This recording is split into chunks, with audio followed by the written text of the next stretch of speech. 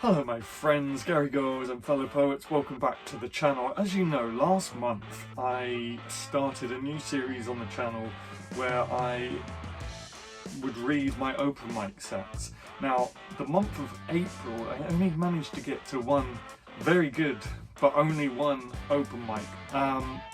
So I didn't really get to read Fungal Matter as much as I had liked.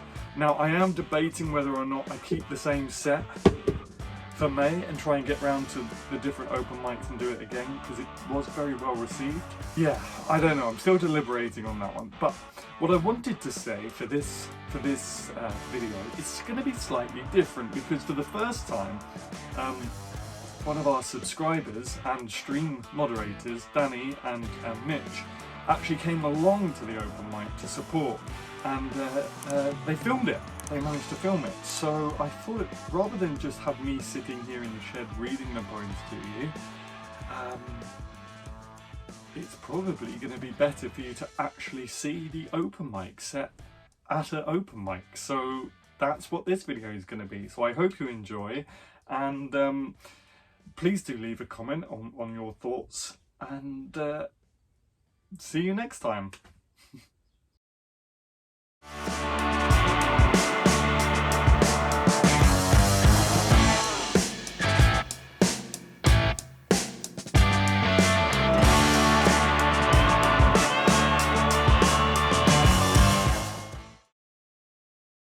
This month called Fungal Matter.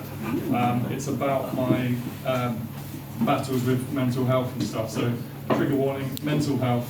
The first two aren't. The first one and the last one aren't too bad.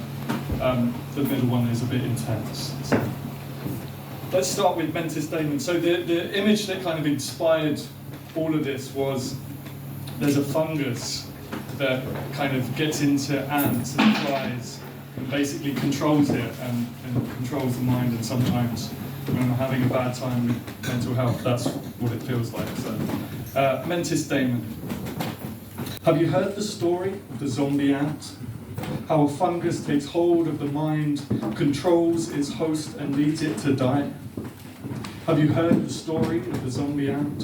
How it's driven out of its home and down to the darkness below, where its invader thrives and seeds? Have you heard the story of the zombie ant, where an unseen hostile in the brain removes all instinct and rationale?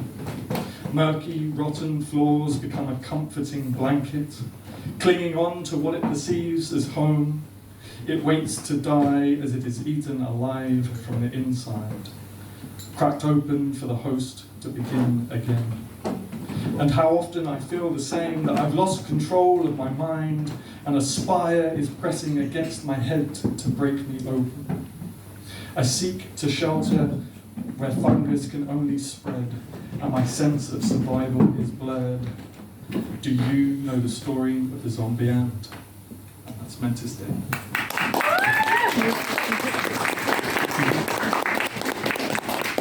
Yeah, trigger warning, this one is a bit intense.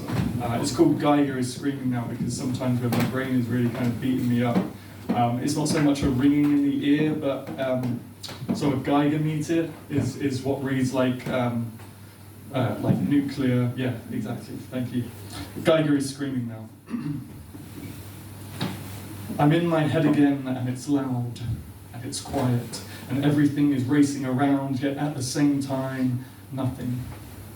I can feel my brain pressing against my skull, screaming at me.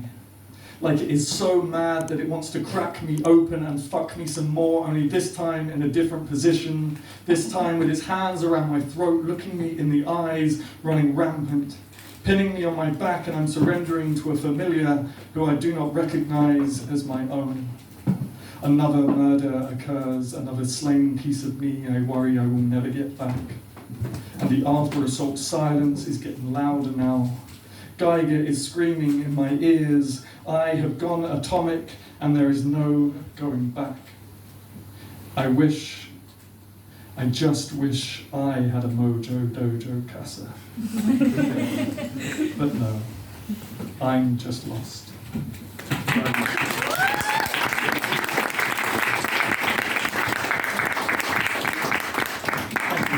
The last one is forever isn't quite forever. There was a time when forever felt like a death sentence, that my life had been decided and all I could see was misery, roll-ups, beers and whiskey. But I guess forever isn't quite forever. See, somehow I pulled myself together, gifting permission to breathe, and slowly vices faded, slowly curtains were pulled, and though I was blinded at first, rays of sun greeted me like an old friend. So remember, forever isn't quite forever. Thank you.